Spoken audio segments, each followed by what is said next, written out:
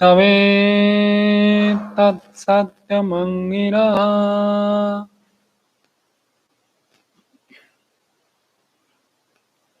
सम्मान के योग्य विद्वत आचार्यगण, धर्मरहित सज्जनों, मातृशक्ति, प्रिय ब्रह्मचारी।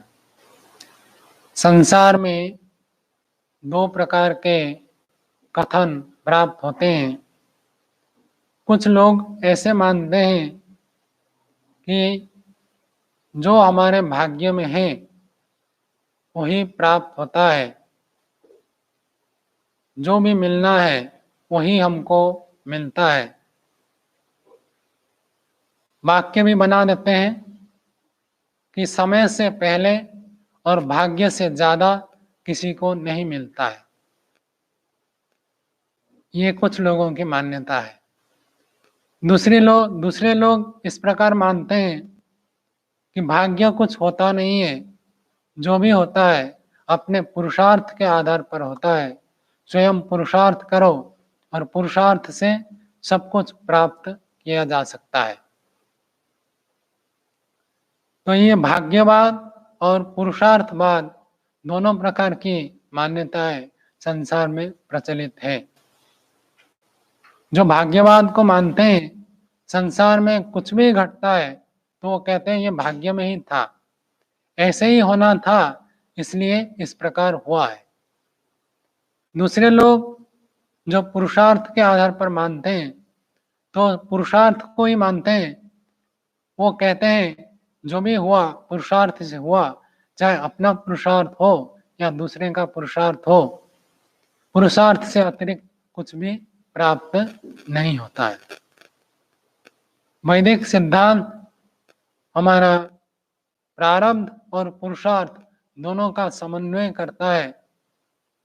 वैदिक सिद्धांत में कहा जाता है कि आज का जो आपका पुरुषार्थ है वो कल आपके लिए प्रारब्ध बन जाता है। आज आपने जो पुरुषार्थ किया है वो अगले दिन के लिए आपका प्रारब्ध बन जाता है।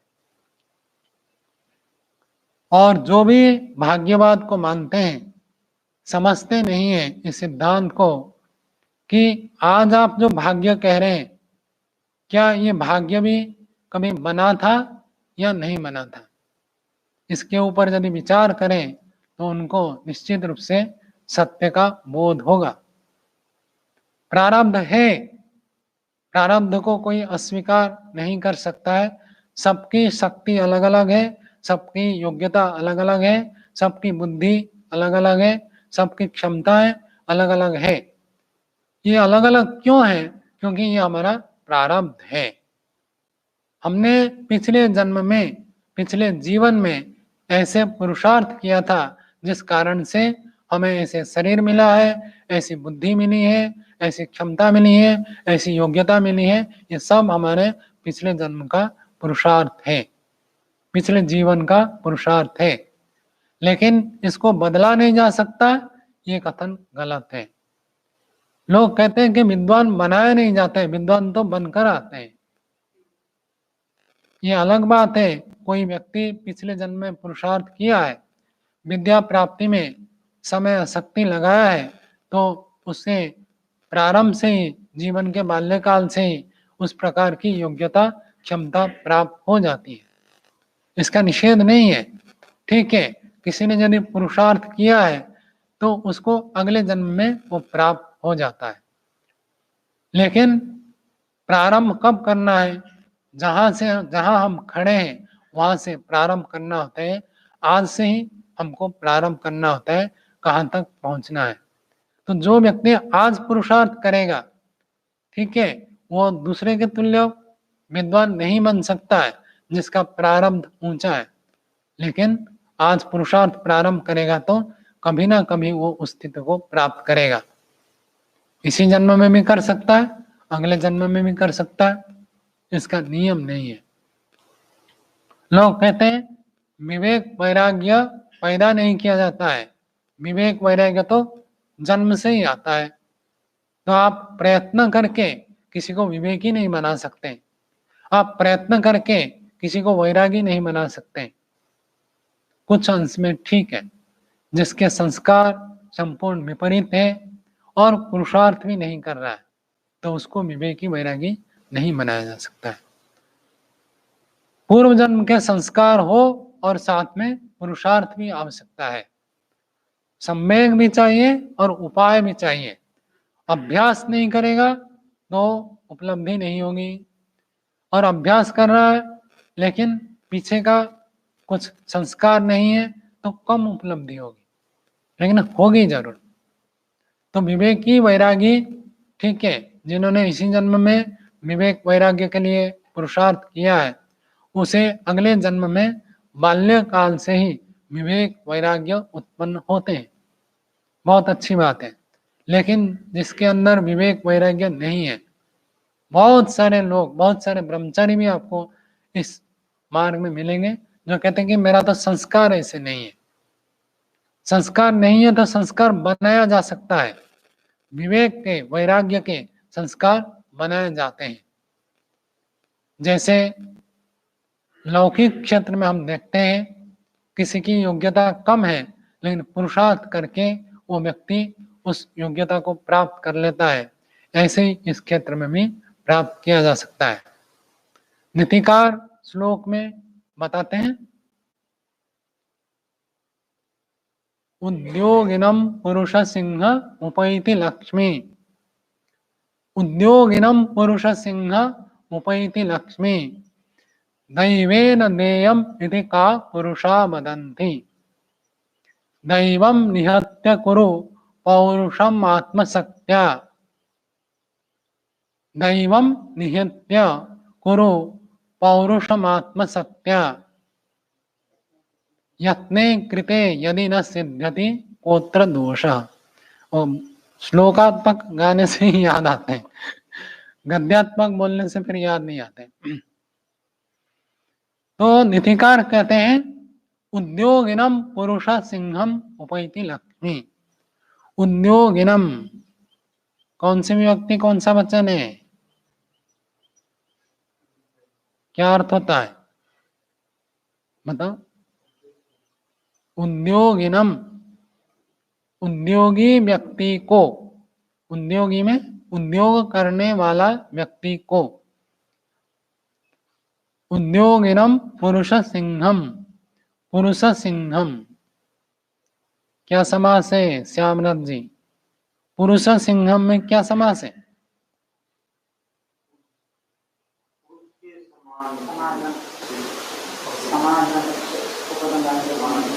हाँ, उपमितम व्याघ्रादिवी सामान्य प्रयोगे। तो सामान्य अप्रयोग, तो पुरुष ही सिंह के समान। सिंह में और पुरुष में क्या समानता है? क्या समानता है? क्यों मनोज जी, पुरुष में और सिंह में समानता क्या है? समान चीज क्या है चंद्रदेव जी? है क्या है शिवनाथ जी? पराक्रम। सिंह के समान जो पराक्रमी है उसको कहते हैं पुरुष सिंह। व्याकरण पढ़ने से ना ये सब बातें आपको पता चलेगा, कैसे कैसे अर्थ निकलता है, इसी का ही दूसरा अर्थ निकल सकता है। दूसरे समास करेंगे तो अर्थ अलग होता है, इस समास में अलग अर्थ हो जाता है। जैसे घनश्याम, घनश्याम का अर्थ क्या होता है? क्या होता है? आपने तो कोई पाठ पढ़ लिया, क्या होता है घनश्याम? सबसे काला क्यों कहते हैं? बादल के समान काला, घन इव श्याम, घन श्याम। तो दोनों में क्या अंतर है अभिषेक जी? घन श्याम में और पुरुष सिंह में क्या अंतर आता है? ये पुरुषार्थ करने की बात है, जो व्यक्ति पुरुषार्थ करेगा उसको ऐसी विद्या प्राप्त होगी। तो उसमें तो क्या होता है, कालापन उसमें समान धर्म है, कालापन को बताया जाता है। इसमें पराक्रम जो गुण है इसको बताया नहीं जा रहा है, पुरुष को ही सीधा सिंह बता दिया, तो यह हो जाता पुरुष सिंह। तो सिंह के समान जो पराक्रमी व्यक्ति होता है, और साथ में विशेषण बने उद्योगिनम। सिंह के सुनना पुरुषार्थी हो और उद्योगी हो तो उपैति लक्ष्मी। उपैति बताया था, बताओ, उपनिषद कक्षा में बताया था, अपैति बताया था, तो उपैति बताओ क्या हो जाएगा? प्राप्त होता है। क्या प्राप्त होता है? लक्ष्मी। उद्योगिनम पुरुष सिंहम उपैति लक्ष्मी। जो व्यक्ति उद्योगी होता है, पुरुषार्थी होता है, सिंह के समान पराक्रमी होता है, उस व्यक्ति को लक्ष्मी प्राप्त होती है। लक्ष्मी की प्राप्ति उस व्यक्ति को होती है। तो जो पुरुषार्थ करता है वही व्यक्ति लक्ष्मी की प्राप्ति कर सकता है। तो धन को लीजिए, धन, लक्ष्मी तो एक उपलक्षण मात्र है। तो धन एक उपलक्षण है, जो पुरुषार्थ करता है उसी को ही प्राप्ति होती है। और आगे कहा दैवेन देयम इति का पुरुषा वदन्ति। दैवेन देयम, दैव के द्वारा, भाग्य के द्वारा दिया जाता है। इति का पुरुषा। श्यामराज जी बताओ, का पुरुष का क्या अर्थ हो जाएगा? का पुरुष का क्या अर्थ होगा? क्या होगा? कायर पुरुष। क्या होगा रविंद्र जी? का पुरुष। मनोजित जी, का पुरुष शब्द सुना ही नहीं आप लोगों ने? हाँ बोलो क्या? हाँ, कौन पुरुष? नहीं, मैं ये समस्त पद है। हाँ, भेरु। कुत्सिता पुरुषा का पुरुष, निंदित पुरुष है। निंदनीय व्यक्ति ऐसे सोचते हैं। क्या सोचते हैं? कि दैवेन देयम, देवता के द्वारा जो दिया जाएगा वो दिया जाएगा, भाग्य में जो होगा वो मिल जाएगा। तो दैवेन देयम यदि का पुरुषा वदंती। कुत्सित व्यक्ति ये बताते हैं कि जो भाग्य में होगा वो मिलेगा। भाग्य में होगा, महर्षि दयानंद जी ने लिखा है प्रारब्ध क्या होता है और पुरुषार्थ क्या होता है। फिर अंत में लिख दिया प्रारब्ध के अपेक्षा पुरुषार्थ बड़ा है। क्यों बड़ा है? प्रारब्ध को आप बदल नहीं सकते। जो प्रारब्ध है वो तो है, लेकिन पुरुषार्थ हमारे हाथ में है।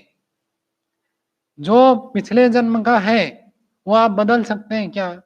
आपको जन्म मिल गया, अब माता पिता मिल गए तो मिल गए, आप माता पिता बदल सकते हैं क्या? आपको जिस प्रांत में जन्म मिला, जन्म तो मिल गया, उसको आप बदल सकते हैं क्या? नहीं बदल सकते। पुरुष का शरीर दे दिया परमात्मा ने, स्त्री का शरीर दिया है, वो आप बदल नहीं सकते। प्रारब्ध जो मिला वो तो मिला है, लेकिन पुरुषार्थ जो है अभी हमारे हाथ में है। हम चाहे तो पुरुषार्थ कर सकते हैं, चाहे तो पुरुषार्थ नहीं कर सकते। हमारे हाथ में है। प्रारब्ध हमारे हाथ में नहीं है, वो तो पार हो चुका है। वो कर्म हमने जो किया था वो पक चुका है, फल देने के लिए उन्मुख हो चुका है, तैयार हो चुका है, अब भोगना है उसको। लेकिन ये जो पुरुषार्थ है ये हमारे हाथ में है, और ये केवल मनुष्य के हाथ में है, अन्य प्राणियों के हाथ में नहीं है। अन्य प्राणी के लिए उपदेश नहीं है। पुरुष सिंह, सिंह पुरुष नहीं कहेंगे। तो मनुष्य ही पुरुषार्थ करके बदल सकता है, पुरुषार्थ करके आगे बढ़ सकता है। तो दैवेन देयम, इसको तो भूल ही जाओ। भाग्य में जो होगा वो मिलेगा, करना कुछ नहीं है, ये गलत बात है। तो संतोष का अर्थ भी ये नहीं होता है कि हम जो मिल गया उसके खुश होकर बैठ जाए, ठप कर दे, बस आगे और कोई पुरुषार्थ नहीं करना है। जितना पढ़ लिया बहुत हो गया, और आगे पढ़ने की आवश्यकता नहीं है। जितना सेवा परोपकार कर लिया बहुत हो गया, और नहीं करेंगे। जितनी ध्यान साधना कर ली बहुत हो गया, और नहीं करना है। ये संतोष नहीं है, इसको दार्शनिक भाषा में कहते हैं ये तुष्टि दोष है। पुरुषार्थ नित्य करते रहना चाहिए। कब तक उपासना करनी चाहिए?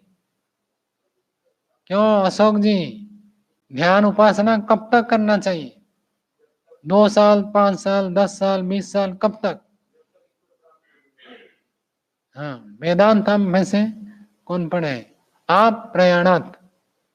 प्रयाण किसको कहते हैं? मृत्यु को। मृत्यु तक ईश्वर की उपासना करना है। सन्यासी को देव यज्ञ से छूट दे दिया, लेकिन आत्मयज्ञ से ईश्वर उपासना से छूट नहीं है। सन्यास होने के बाद में ईश्वर की उपासना करना अनिवार्य है, करना ही चाहिए, छोड़ना नहीं चाहिए। आप प्रयाणात मृत्यु होने तक उपासना करनी चाहिए। तो ये पुरुषार्थ हमें करना है। दैवेन देयम यदि का पुरुषा वदन्ति, कभी भी ये नहीं सोचना कि मेरे भाग्य में नहीं है। जो भाग्य में नहीं है कोई बात नहीं, अब शुरू करो। जिसके भाग्य में है वो थोड़े पुरुषार्थ से बड़ी उपलब्धि को प्राप्त कर लेते हैं। बहुत अच्छी बात है, थोड़ा सा पुरुषार्थ किया, बहुत बड़ी उपलब्धि हो गई, बहुत अच्छी बात है। लेकिन जिसका प्रारब्ध नहीं है तो पुरुषार्थ करें, एक एक कदम भी पुरुषार्थ करेंगे तो हम नित्य प्रति आगे बढ़ते हैं।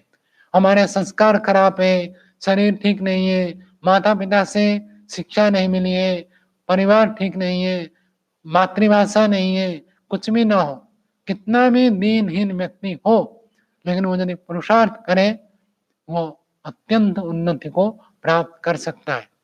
नीतिकार हितोपदेश का श्लोक है ये। नैवेन नेयम यदि का पुरुषा वदन्ति, जो भी ये सोचता है कि भाग्य में जो होगा होगा, मुझे करने से कुछ नहीं मिलता है, उसको नीतिकार कहते हैं ये कुत्सित पुरुष है, निंदित पुरुष है, का पुरुष है। का पुरुष कभी नहीं बनना है, हमेशा प्रशंसनीय बनना है। आगे क्या कहा? दैवम निहत्य कुरु पौरुषम आत्मशक्त्या। दैवम, दैव कहते हैं भाग्य को, देवों के द्वारा जो दिया जाता है उसको कहते हैं दैवम। तो दैवम निहत्य, ये जो दैव है, भाग्य है, इसको निहत्य, निहत्य का क्या अर्थ होगा अशोक जी? पीछे बैठ जाते, छुप जाते, दिखते नहीं। हाँ बोलो, निहत्य का क्या अर्थ होगा? कौन सा धातु है? हाँ निहत्य। हाँ, क्या अर्थ होगा बताओ? हाँ मानना। निहत्य में कौन सा प्रत्यय है? हाँ निहत्त नहीं कह रहा, निहत्य। हाँ यकार है। हाँ और कौन है आपके पाठ वाले? और कौन है बोलो भाई, कौन सा प्रत्यय है? कहा देख रहे हो आप? में तो व्याकरण माने हो, बताओ निहत्य में कौन सा प्रत्यय है? ल्यप प्रत्यय है। अब देखो काम नहीं आया आपका, पता है सब, फिर भी नहीं बोल पाए। निहत्य ल्यप प्रत्यांत है, क्या अर्थ हो जाता है विद्याव्रत जी? ल्यप प्रत्यय का अर्थ बताओ। बोलो। मार करके, भुक्वा खा करके, सुप्वा सो करके, पठित्वा पढ़ करके, जैसे क्वा प्रत्यय का अर्थ है वैसे ही ल्यप प्रत्यय का अर्थ है, क्वा को ल्यप हो जाता है। रोशन जी क्वा को ल्यप क्यों हो जाता है? समास होने पर नी उपसर्ग लग गया तो समास हो गया, तो क्वा को ल्यप हो गया। पुरुषार्थ करो, यही तो कह रहा है। दैवम निहत्य कुरु, देव जो है, भाग्य है, उसको बिल्कुल खत्म करके क्या करना है? पौरुषम, पुरुषत्व को उत्पन्न करो। पुरुष का जो प्रयोजन है उस प्रयोजन को पूरा करो। कैसे करना है? कहते उस भाग्य को मार दो। यही बात महर्षि दयानंद ने कहा है, प्रारब्ध के अपेक्षा पुरुषार्थ बड़ा है, उस प्रारब्ध का हनन कर सकते हैं। नीतिकार भी ये कहते हैं कि दैवम निहत्य, उस भाग्य को मार करके, कुरु पौरुषम, पौरुषम, पौरुष शक्ति, पुरुष का जो प्रयोजन है उस पुरुष के प्रयोजन को सिद्ध करो। जो भी आपका प्रयोजन है उस प्रयोजन का पूरा कर सकते हैं। भाग्य में नहीं है उस बात को नष्ट कर दो। पढ़ने में याद नहीं रहता कोई बात नहीं, कोई व्यक्ति 5 बार पढ़ता है याद रह जाता है, आप 5 बार नहीं 50 बार पढ़ो याद रहेगा। कोई व्यक्ति 10 श्लोक याद कर लेता है, आप 10 नहीं 5 करो, 5 नहीं 1 करो, 1 भी आपने कर दिया तो आपका पौरुषम, पुरुष का प्रयोजन सिद्ध होगा। आगे आपके स्मरण करने की क्षमता बढ़ती है। स्मरण करना तो एक उपलक्षण मात्र है। व्यक्ति पुरुषार्थ करके अपने भाग्य को नष्ट कर सकता है। ये महर्षि दयानंद जी भी कहते हैं और हितोपदेश के पंडित नारायण जी ने, उसके लेखक है, वो भी यही कहते हैं, दैवम निहत्य कुरु पौरुषम, पुरुष के प्रयोजन को पूरा करो। कैसे? आत्मसत्या। आत्मसत्या में कौन सी व्यक्ति है? आर्योदय जी। आत्मसत्या कौन सी विभक्ति है? कौन सी व्यक्ति है? हाँ। हाँ? तृतीया। डरे डरे क्यों बोलना है? शक्ति का तृतीया में सत्या हो जाता है, तो डरने की क्या बात है इसमें? आत्मसत्या। डरने की कोई आवश्यकता नहीं, आपको पिटाई तो नहीं करता हूँ। पूछता हूँ, बताओ, बताने से आपकी क्षमता बढ़ेगी और जागरूकता बढ़ेगी, इसलिए पूछता रहता हूँ। तो दैवम निहत्य कुरु पौरुषम आत्मसत्या, अपनी शक्ति से पुरुषार्थ करो। गुरु, आचार्य, साथी सब सहायक है। न्याय दर्शन में बताया कि भाई सत्य ज्ञान को कैसे प्राप्त करें, तो कहा शिष्य से बात करो, गुरु से बात करो, और किससे? जिज्ञासु व्यक्ति से बात करो, और चौथा बताइए? सब ब्रह्मचारी, अपने साथ पढ़ने वाले जो होते हैं उनसे बात करने से हमें सत्य का ज्ञान होता है, तत्वों का ज्ञान होता है। तो इसलिए आपको पूछा जाता है सत्य जानने का ये उपाय है। जितना आप विचार विमर्श करेंगे, सब ब्रह्मचारी का अर्थ ही यही होता है। पाठ आचार्य से पढ़ने के बाद जाकर ब्रह्मचारी से चर्चा करना है, तब वो सब ब्रह्मचारी होता है। केवल कमरे में रहने से सब ब्रह्मचारी नहीं है, केवल एक ही गुरुकुल में रहते हैं तो सब ब्रह्मचारी नहीं है। पाठ की जब हम चर्चा करते हैं तब उसकी संज्ञा होती है सब ब्रह्मचारी। समानम ब्रह्मचर्यम अस्य सब ब्रह्मचारी। तो ये कहते हैं कि पुरुषार्थ करते हुए उस दैव को, भाग्य को नष्ट कर दो। कैसे? आत्मसत्या, अपनी ही शक्ति से। ये सब हमारे लिए सहायक है, आचार्य भी सहायक है, साथ में पढ़ने वाले ब्रह्मचारी सहायक है, और पुस्तक सहायक है, शास्त्र सहायक है, ऋषि सहायक है। लेकिन अपने आप जब पुरुषार्थ नहीं करता है तब तक व्यक्ति कुछ भी नहीं कर सकता। सबसे बड़ी शक्ति होती है आत्मशक्ति। अपने पुरुषार्थ सबसे महत्वपूर्ण स्थान रखता है। जब तक व्यक्ति स्वयं पुरुषार्थ नहीं करता है तब तक विशेष उपलब्धि को प्राप्त नहीं कर सकता है, चाहे वो ऋषियों के पास लेकर उसको छोड़ दे। बड़े ज्ञानी विद्वान, सबसे उच्च कोटि के विद्वान के पास भी छोड़ दे, तब तक वो नहीं कर सकता है, जब तक वो आत्मशक्ति स्वयं जागृत नहीं होता है, स्वयं पुरुषार्थ करना नहीं चाहता है। अपने आप को जब व्यक्ति पुरुषार्थ के लिए नौछावर नहीं करता है तो विशेष उपलब्धि को प्राप्त नहीं कर सकता है। ज्ञान विज्ञान भरा पड़ा है, लेकिन अपना पुरुषार्थ सबसे मुख्य होता है। और आगे अंत में कह दिया, यत्ने कृते यदि न सिद्ध्यति कोत्र दोष। दो अर्थ हो सकते हैं चंद्रदेव जी। यत्ने कृते यदि न सिद्ध्यति, आपने यत्न किया, प्रयत्न किया, फिर भी आपको सफलता नहीं मिली है। प्रयत्न तो सभी करते हैं, सभी को सफलता मिल जाएगी ऐसे कोई जरूरी नहीं है, लेकिन सफलता न मिलने पर भी कोई घाटा नहीं है। एक महात्मा कहते हैं, किया हुआ पुरुषार्थ कभी भी बेकार नहीं जाता है। आपने अष्टाध्याय याद करने के लिए पुरुषार्थ किया, 1 महीना, 2 महीना, 4 महीना, 6 महीना, 8 महीना, अष्टाध्याय को 8 महीने में याद कर दे तो भी ठीक माना जाता है। और किसी ने 8 महीने में भी नहीं कर पाया, 1 साल किया, 2 साल किया, तब भी नहीं कर पाया, लेकिन तब भी उसको कोई घाटा नहीं है। जब भी पुरुषार्थ करते हैं उस कभी भी अपना किया हुआ पुरुषार्थ बेकार नहीं जाता है। अच्छे काम के लिए वेदों विधि के अनुसार यदि हमने सही दिशा में पुरुषार्थ किया तो हमारा पुरुषार्थ कभी भी बेकार नहीं जाता है।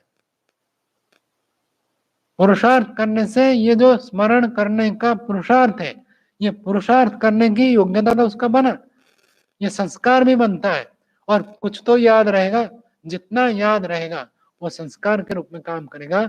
आगे इसी जन्म में और अगले जन्म में याद करने का संस्कार और बढ़ेगा और बढ़ेगा, वो अधिक अधिक उपलब्धि को प्राप्त कर सकता है। और जब भी करना है यहीं से करना है। यदि इसी जन्म में पुरुषार्थ ही नहीं करेगा, जी मेरे को तो याद नहीं होता है, मैं क्या करूं, तो कभी भी याद नहीं होगा। याद करोगे तो होगा। छोटे छोटे सरल सरल वाक्य, श्लोक, मंत्र याद करो। इसलिए पहले संध्या का याद करा देते हैं, रोज पढ़ो, तो रोज पढ़ेंगे तो याद रह जाता है। हम यहाँ 50 व्यक्ति रहते हैं, 50 व्यक्ति का नाम याद रह जाता है। कैसे याद रह जाता है? रुचि है, व्यवहार है, जीवन के साथ जोड़ेंगे, व्यवहार के साथ जोड़ेंगे तो बहुत याद रहेंगे। 5 दर्शन पढ़ लिया, 6 दर्शन पढ़ लिया, सारे सूत्र हमको याद नहीं है। जो हमारे जीवन के साथ जुड़ा हुआ है, जो काम आता है, वो याद रह जाता है। तो अष्टाध्यायी याद नहीं करते, कोई बात नहीं, योग दर्शन याद करो। पदे पदे योग दर्शन काम आता है जीवन में, एक साधक के लिए, योगाभ्यासी के लिए, आध्यात्मिक मार्ग के पथिक के लिए योग दर्शन पदे पदे काम आता है। और उसको जीवन के साथ जोड़कर देखो, ये सूत्र मेरे जीवन में कहाँ काम करता है। बस यदि आपने जीवन के साथ जोड़ दिया, आप भूलना चाहे तो भी नहीं भूल सकते, ऐसे ही याद रह जाता है। बहुत सारे बातें आपको याद है जो आप भूलना चाहे तो भी नहीं भूल सकते। महर्षि ने भी लिखा है, अपने माता पिता का नाम कोई नहीं भूलता है कभी।